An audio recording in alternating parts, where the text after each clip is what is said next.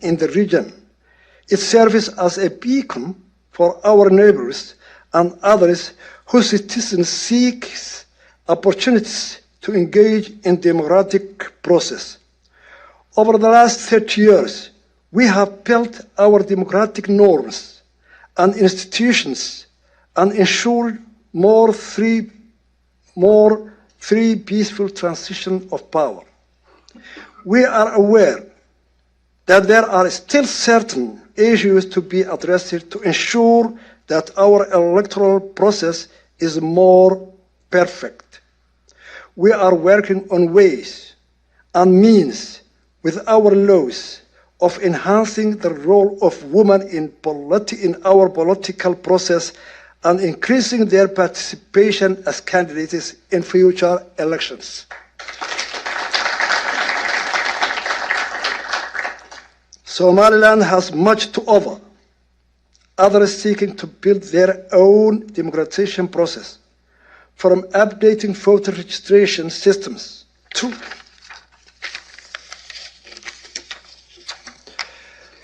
ensuring the objectivity of national election authorities, and from managing polling stations to facilitating the work of independent election monitors. We have 20 years of practical experience to share. We would welcome greater partnership with the United States government and civil society organizations to advance democratic norms in our region and elsewhere, and to further improve our democratic institutions.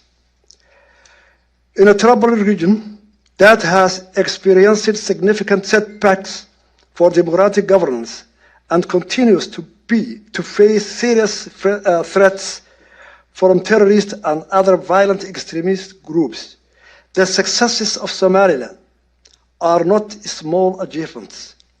Our friends in the United States understand this, and we are grateful for their continued engagement and support. Yet, this is just the beginning. We can and must work more closely together if we hope to compete with and overtake these who seek further instability and dependency on our region.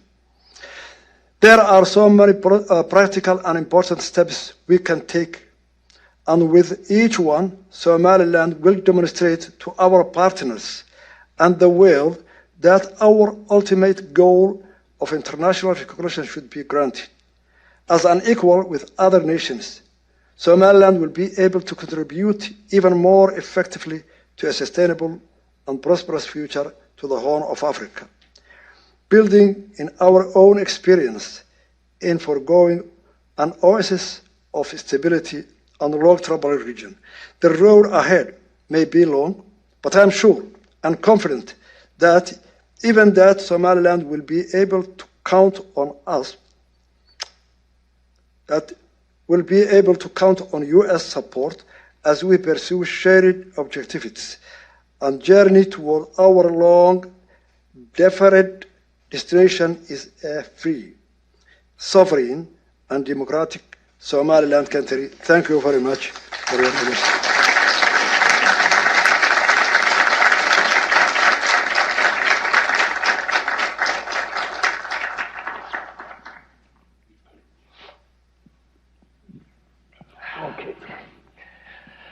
Well, Your Excellency, thank you very much for those comments and for joining us here today. It really is a privilege and an honor to have you. Just a few questions from me. I'll have to choose wisely among this long list that I have, but we don't have time for all of them. But you mentioned China briefly in your remarks, and of course, Dr. Roberts mentioned China as well. There have been rumors about Chinese delegations visiting Hargeisa. Can you give us any insight into those conversations and what Beijing is saying to you? As you know, the Horn of Africa region today, all the superpowers or the developing countries or the G7 countries, they are competing on the Horn of Africa. And every government, China, USA, UK, Soviet Union, every government is trying to get the influence of a nation in that region for their national interests. So China is one of these countries who are always competing, especially with the United States on the Horn of Africa. So yes, their delegations come to Somaliland, and we discuss our interests and their interests. But most of the time, now we have, different opinions, conflict, because the issue of Taiwan.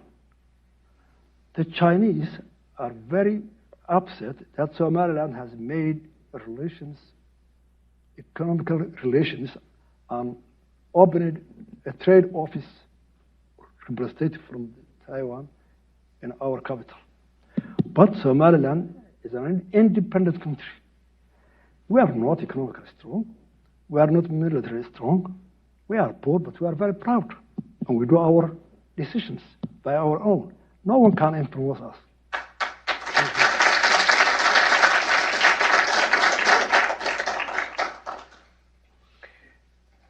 Thank you for that. You mentioned how proud Somaliland is and Yes. independent, and that's clear if you study Somaliland's history at all. One of the things that strikes me, and one of the reasons I believe that the United States should recognize Somaliland, is that I don't see any future where Somaliland willingly rejoins or joins southern Somalia. Do you agree with that? Do you see any scenario where Somaliland would willingly join with southern Somalia?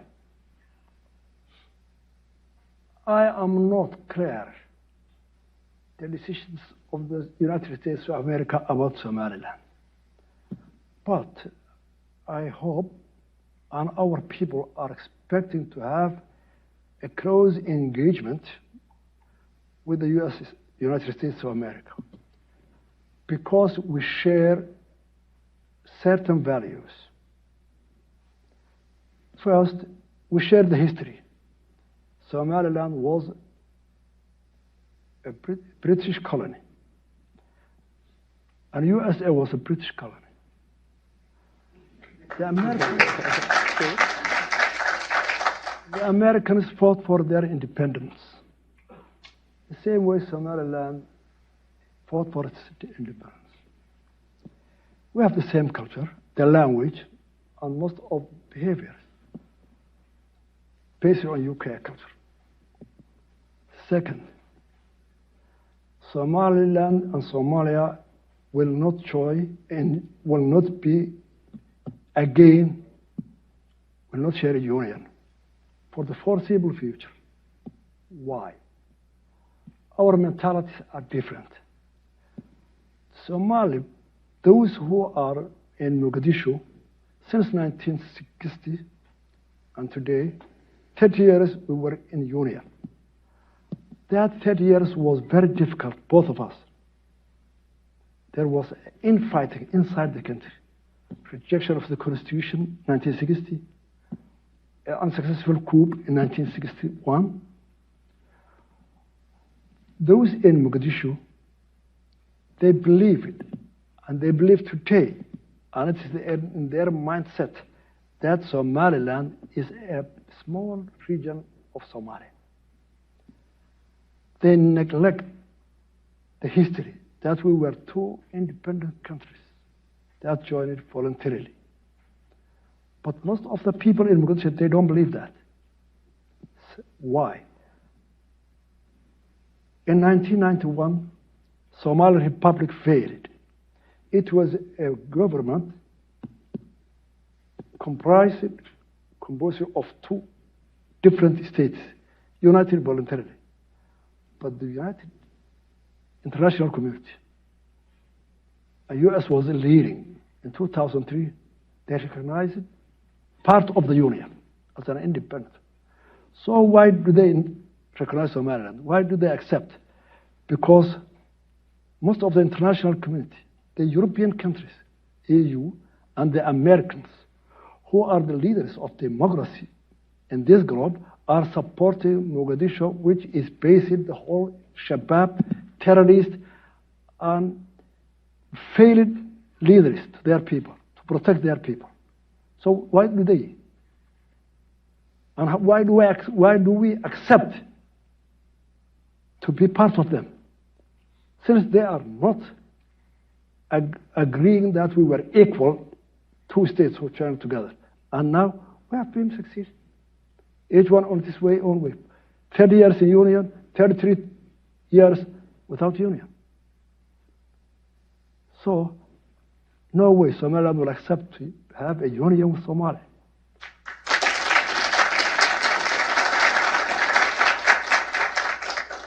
Missions themselves and have recognized the uniqueness of Somaliland's case. Why do you think there hasn't been any action at the African Union on Somaliland? Very simple. The problem of Africa as a whole is the problem of colonization. Some leaders of Europe at that time, they were in Berlin, so they took a pencil and they put on the map of Africa. They never considered the ethnicity, the culture, the governments or the kingdoms who were there in Africa. So simply they divided that pencil. So they created a problem, which will take for a long time. A mother is here, her son is the other side of the boundary, a husband is here, his wife is the other side of the boundary. And that problem has the whole of Africa. So the African governments in 1963 in Cairo, they accepted, yes, we cannot solve this problem nowadays. So let the boundaries be as if they were from the colonization. So that's why Africa still is in a confusion. See Congo. Every other country. A lot of nations, different languages, different countries, different governments, kingdoms, slammed together by a pencil line. So African leaders, wherever they are afraid that if they accept Somaliland, there may be other countries who will follow that way. But they are wrong. And their commission stated that Somaliland is not a country which is succeeding from another country. Somaliland is within that chapter of OAU. The boundaries should be the colonial boundaries. Somaliland is the colonial boundaries. They see that. But some of them are manipulating that. We are afraid of that because there is a crisis in every country. See, Kenya, maybe 80 nations, 200 languages. Ethiopia, Nigeria, Congo, and so forth. But the Commission, 2005, the African Union sent to Somaliland, Hargeisa, they concluded their report. The recognition Somaliland is seeking historically and politically is justifiable. That was the conclusion of the. So we need the support of the international community to fulfill that report, the African Union. That's why we came here, to tell the UN.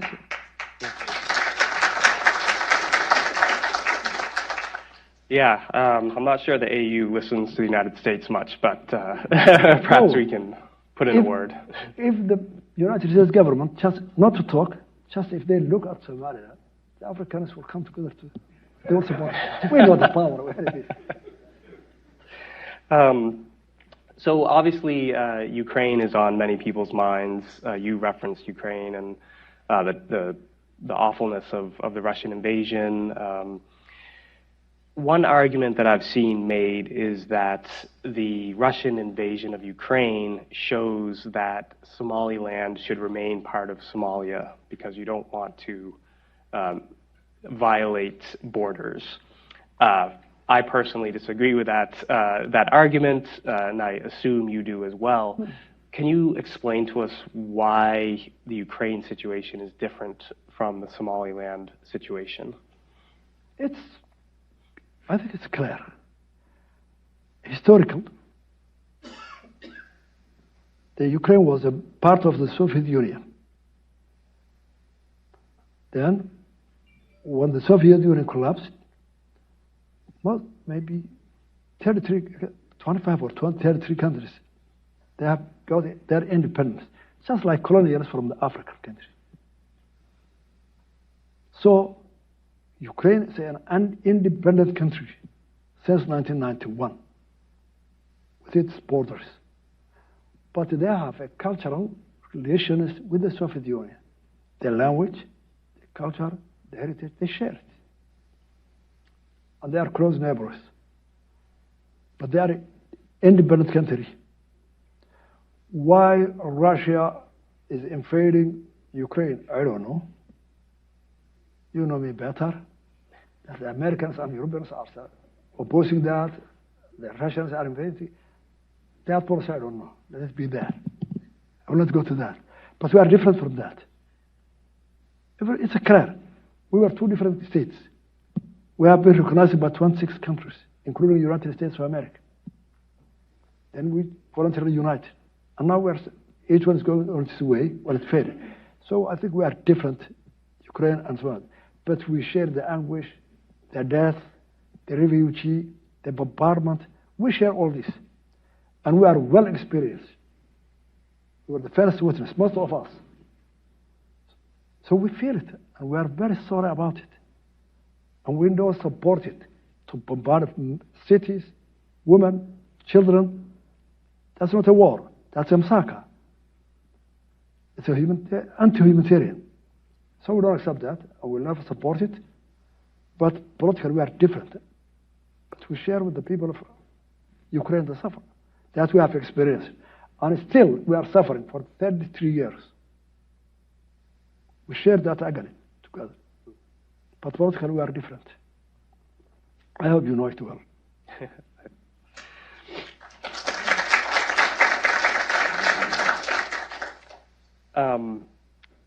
Every democracy and country has its problems and its challenges. What would you identify as the most pressing challenge or problem that Somaliland has today with both its democracy, but also more generally? The challenge we have, the democracy is first, Somaliland has no industry. Our resources are very meager. So, a poor people to fulfill democracy is very difficult. When the person has no water to drink, no food, no shelter, most of youth are employed. Over 70% of our people are unemployed. And for the last 30 years, we have made 8 elections, 3 presidential elections, transfer of power of the president peacefully, just imitating the rich countries like UK, United States, who established it 300, 400 years ago. Just we imitated them. But we have a difficulty. And no progress in our economy. No progress in our recognition. No progress of the countries who are persuading us that democracy is the only viable government that can bring progress to the people. And still, no touchable results from our elections. So you can guess the challenge. Why a guy, a boy or a girl, started to vote when she was 18? 3 consecutive presidential elections, 15 years. Now she's 33. He's 33, married with his children, unemployed, have no good school for his children, has no health care. Why does he support democracy? Guess that. Just because the United Kingdom, the Americans, the progressive people have tried it. Let's go that path. It's a challenge to us. They need to support those who share our values. So to understand and to get product from the elections and democracy.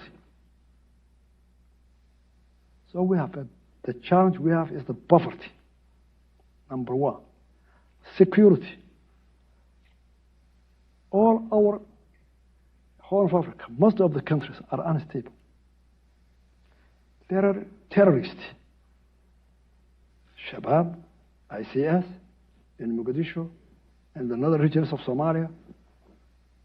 So all our efforts, all our migrant resource is under the category of what we call security department. 33% of our budget is allocated for the security departments, just to defend Al-Shabaab and ICS from the country. So, yes, democracy, we believe it. Our youth believe it. We have been socialists for the last 30 years. We saw what it is. We're friends of the Soviet Union. I was trained in Soviet Union. This guy is from Odessa, 4 years. So we have tasted what socialism is, what communism is. We refused it, we rejected it. So we took the path of democracy. Social, what we call free media, free market also. But we need the production of democracy. Our people, they need it. Not rhetoric, democracy, the best way, but we need the products. And we will get that the support of the U.S. people, not the government. U.S. people to understand that, to support and cooperate with the people who share them with their values, humanitarian, free market, free media, and democracy. So we are struggling with it, how to promote it.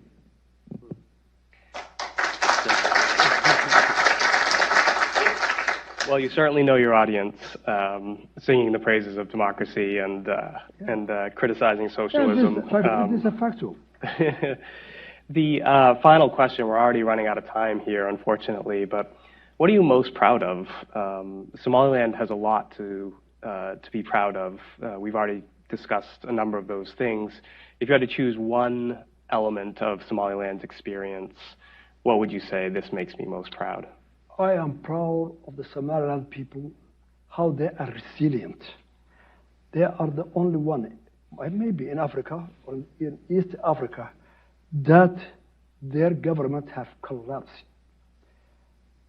And no one can imagine when the government collapses. All of a sudden, think you are in Washington, there's no police station, there is no bank, there is no electricity. The jail is, there is no jail to put the criminals. How do you think that?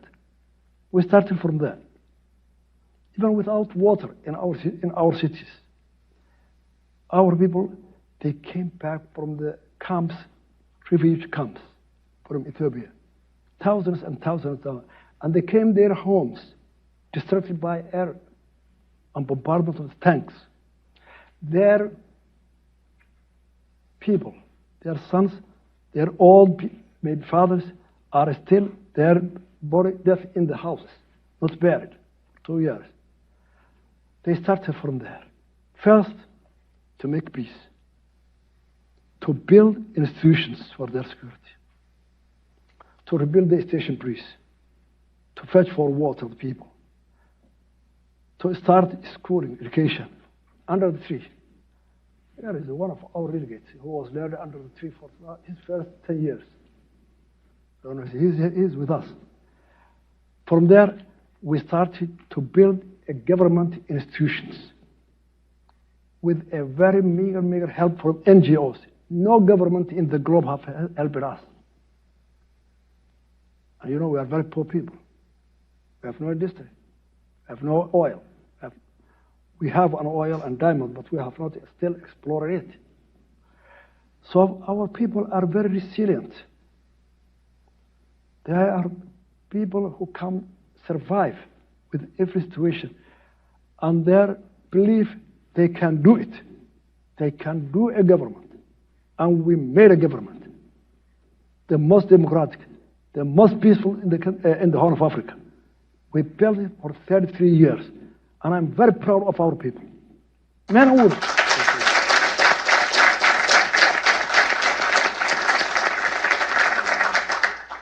Well, yeah, you should be proud. It's one of the things that I so admire about Somaliland is what they've created from extraordinarily difficult circumstances. We're out of time, unfortunately, but Your Excellency, we're so grateful that you came here to talk with us. We look forward, hopefully, to hosting you again in the future. Please think of us as friends, and we'll certainly be doing what we can to make American policy a little more rational and a little more beneficial for both our countries with regards to Somaliland. So thank you again. Thank you.